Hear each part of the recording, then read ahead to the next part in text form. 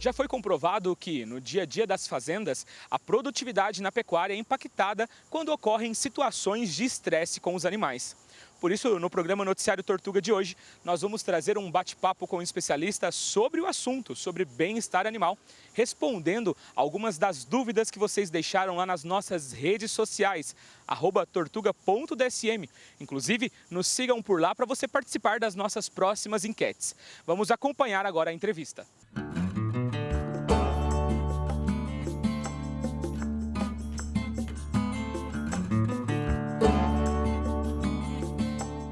E quem vai responder para a gente todas as nossas dúvidas hoje aqui sobre bem-estar animal é o professor Matheus Paranhos, referência aí no assunto. Professor, bem-vindo aqui mais uma vez ao nosso programa. Obrigado pela disposição aqui de tirar todas as dúvidas de quem nos acompanha aqui no programa Noticiário Tortuga. É um prazer estar de volta aí mais uma vez conversando com você, cara. A gente que agradece. Professor, eu queria começar só deixando bem claro aí para quem está nos assistindo um pouco do que é o conceito do bem-estar animal. Olha, usando uma abordagem simples para definir isso, é o que o animal sente, é o estado dele, é como ele está. E esse conceito se aplica a nós também, né? Então, qual é o seu, como você está, como está o seu bem-estar agora, né, cara? Aí você pode falar. Como os animais não falam, a gente tem que encontrar formas de fazer uma avaliação disso de forma clara, direta, objetiva. Normalmente a gente usa comportamento, indicadores de saúde, elementos do ambiente também que podem estar influenciando esse estado do bem-estar dos animais. Qual que é o cenário que a gente tem hoje na pecuária brasileira em cima dessa questão do bem-estar animal? É algo que é colocado em prática? Como que a gente está aí hoje nesse cenário? Estou nesse campo aí, atuando na questão do bem-estar dos animais de produção há mais de 30 anos, né? Se eu olhar os 30 anos que já se passaram lá no início para hoje, a gente avançou muito, teve avanços no entendimento desse conceito, teve avanços no desenvolvimento de práticas para a implementação no campo que também valorizam esse conceito, ou seja, proporcionam melhores condições para que o bem-estar dos animais seja bom. Também tivemos alguns avanços em termos de normativas, legislação, principalmente em relação ao Ministério da Agricultura. Avançamos. A gente está numa condição que eu diria boa, mas ainda há muito o que caminhar, há muito o que fazer para transformar isso numa coisa, em algo mais generalizado, né? Aproveitando a oportunidade, programas como o seu ajudam na divulgação. Acho que isso é super importante. E professor, começando então aqui com algumas perguntas que a gente recebeu. A primeira pergunta é a seguinte: por que eu devo me preocupar com o bem-estar animal na fazenda? A primeira resposta para isso, e talvez a mais difícil de algumas pessoas entenderem, é porque é o respeito à vida, né?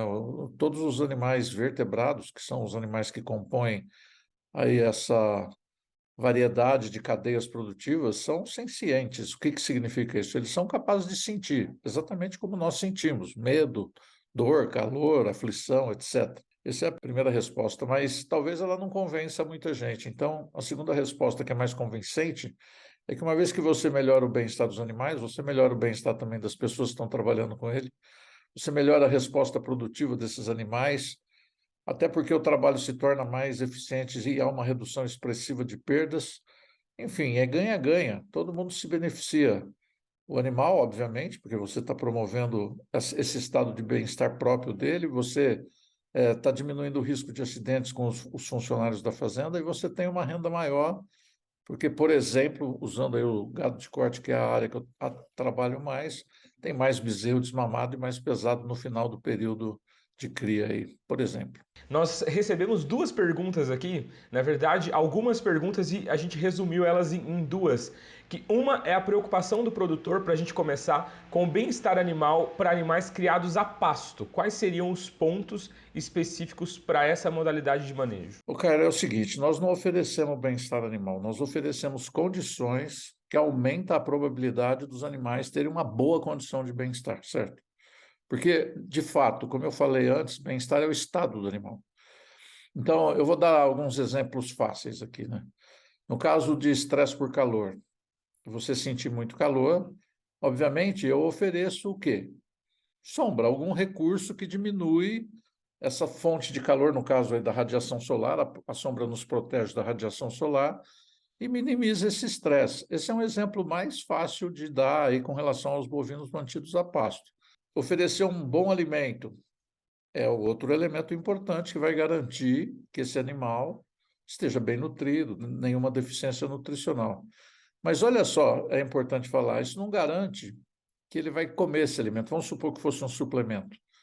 Um animal criado de forma muito agressiva ou sem nenhum contato com o humano, um bagual, por exemplo, eu posso pôr o suplemento lá no coxo e ele não ir comer, porque tem medo de qualquer elemento que represente o ser humano, entendeu? Então, essa é a perspectiva. Eu vou oferecer boas condições para esses animais. No pasto, esses dois exemplos que eu dei, além de monitoramento da saúde, obviamente com ações preventivas, né, vacinas, por exemplo, né, que vão minimizar o risco do animal ficar doente, ou um atendimento rápido quando você perceber que o animal já está apresentando algum sinal. E isso, esse último ponto que eu coloquei, exige contato constante, monitoramento, né? Então, veja só, cada vez mais próximo dos animais, mas de uma forma positiva. É isso que importa aí para promover o bem-estar dos animais, não importa onde ele esteja, no pasto, no confinamento, na granja dos suínos ou de aves, por exemplo. A próxima pergunta seria sobre todos esses pontos aí para o confinamento. Então, as regras são válidas independente de qual modalidade o produtor atua na pecuária. O confinamento tem uma característica particular, né? Nós limitamos muito o espaço dos animais. Essa limitação também é feita, às vezes, formando agrupamentos que não são naturais. Nós é que decidimos como é que vai ser formado o lote. Então, ele exige muito mais atenção, muito mais cuidado, até para minimizar os problemas que têm uma importância econômica enorme no confinamento, que é animal refúgio, né? Animal que fica com baixa imunidade por causa do estresse e acaba ficando doente. Então, isso tudo tem que ser considerado. Vou dar um exemplo prático aqui. Nós fizemos uma pesquisa aqui vendo quantos metros quadrados por animal está disponível no confinamento, né? E a gente testou 3 medidas, porque no Brasil varia de 10 a 14 metros, aí a média, né? Então, nós testamos 6, 12, que seria a representação da média, e 24. Os resultados foram muito favoráveis quando tinha mais espaço. Eu estou falando muito favoráveis até do ponto de vista econômico, entendeu? Animais saindo, por exemplo, do confinamento 10 dias antes. 10 dias antes, põe o valor da diária aí e vê quanto isso representa, né? Principalmente se você está num grande confinamento com milhares de animais. Então, tem que prestar muito mais atenção. A intensificação, seja ela qual for, exige mais cuidado. O sistema de produção em si não tem um efeito direto no bem-estar animal. O que tem é como a gente conduz isso, né? Então, se conduzir aos extremos, a gente tem muito risco. Riscos de perdas produtivas e, obviamente, colocando os animais numa condição de bem-estar indesejável. E isso exige um bom treinamento de equipe, né, professor? Com certeza, esse treinamento de equipe envolve, além de toda a parte de manejo, né, como conduzir bem o manejo, sem agressão, com cuidado, com inteligência, exige também o treinamento do olhar, né? O treinamento dessa questão do monitoramento, de ser capaz de perceber mudanças sutis que podem, uma vez percebidas, desencadear uma série de intervenções que vão minimizar perdas. Não tenho que esperar ele ser incapaz de caminhar para perceber que ele está com um problema de casco. Então, esse treinamento do olhar aí também, que no confinamento é caracterizado principalmente pela ronda sanitária, é fundamental. A próxima pergunta é qual o impacto do manejo correto no bem-estar animal no meu negócio? No negócio aí, na fazenda, né? No negócio do pecuarista. As perdas para o produtor, elas são associadas a situações em que o animal está sofrendo. Eu vou dar 3 exemplos fáceis aqui. Por exemplo, um animal doente, que pode até morrer por conta dessa doença, certo? Por que ele está doente, né? Uma possibilidade é que ele está com o sistema imune dele tão comprometido, ou seja, ele não consegue reagir aos desafios do ambiente. Então, no caso do confinamento, por que pega tanta pneumonia? E por que tem tanto problema de pneumonia? Porque ele está num ambiente insalubre, quer dizer que desafia muito ele, e com uma capacidade de reagir a isso, ou seja, o sistema imune dele não está competente. E é o estresse que causa isso. O estresse causa uma redução da capacidade imune, ou seja, você fica mais susceptível a ficar doente. E os animais também, né?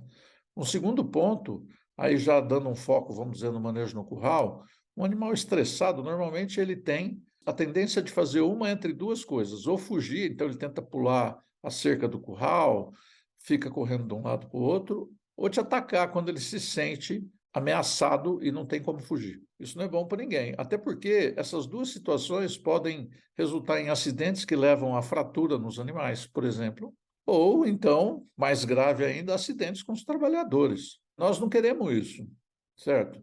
Nós queremos diminuir isso a zero, reduzir esse risco a zero. Pode ser difícil, mas as experiências que nós temos no campo é que a redução é bastante expressiva. E o resultado econômico qual que é? O rendimento. Por dois motivos. Porque eu vou gastar menos, né, com medicamentos, tratamento veterinário, e porque ele também vai desempenhar melhor. Um animal doente não desempenha bem, né? Se eu tenho pessoas se acidentando, eu tenho todo um custo, né, de baixa de pessoas que se afastam do trabalho até se recuperarem, eu tenho que remunerar isso. Então, tem que tomar muito cuidado, e as boas práticas de bem-estar animal contribuem para minimizar esses problemas. Para a gente encerrar aqui nossa conversa, um produtor perguntou como funciona o processo de certificação para manejo correto em bem-estar animal. Tem várias possibilidades para isso, depende de qual é o teu interesse, o interesse do produtor, né? Tem certificações que têm um caráter bem comercial, ou seja, o teu cliente, aquela empresa ou aquela pessoa que está interessada em comprar o seu produto quer ter certeza que as práticas de bem-estar animal são adotadas lá na sua unidade de produção, na sua fazenda, por exemplo. Então, ele busca essa garantia através da certificação. Isso pode ter um caráter individual, alguém que entra no supermercado e pega lá, por exemplo, uma peça de carne e vê se tem o certificado ou não, mas pode ter um caráter institucional. Tem várias empresas, grandes empresas, que são compradoras de carnes, por exemplo, que tem isso como uma regra, um pré-requisito. Se você não tiver, ele não compra. A segunda possibilidade é aquela que a certificação ajuda o produtor a saber se ele está no bom caminho, para verificar se as coisas estão funcionando bem, e isso pode te dar um retrato da sua situação que te ajuda a tomar decisões para melhorar. E a terceira possibilidade é que, em alguns casos, tem uma obrigatoriedade legal, né? Eu vou dar um exemplo aqui fácil, no caso de bem-estar ainda não é o caso aqui no Brasil, mas para certificar orgânico, o Ministério da Agricultura tem uma política e tem que seguir aquela política com certificação, senão não é considerado orgânico, né? E nesse Dia dos Animais, que é comemorado hoje, dia 14 de março, acho que o ponto principal da nossa conversa é a primeira observação que você trouxe aqui para a nossa conversa, professor, que é justamente olhar para a vida desses animais, né? São seres vivos que também sentem, que também precisam estar bem, independente do objetivo da criação. Eu acho que o importante é isso. Por isso, inclusive, quero agradecer mais uma vez por participar aqui com a gente desse programa especial aqui do Dia dos Animais. Obrigado mais uma vez, obrigado por tirar todas as dúvidas aqui de quem acompanha o programa Noticiário Tortuga. Foi um prazer estar com você novamente, fazendo o uso das palavras de um filósofo, Peter Singer: trate bem os seus animais simplesmente porque isso é bom. Os benefícios vêm como uma consequência positiva.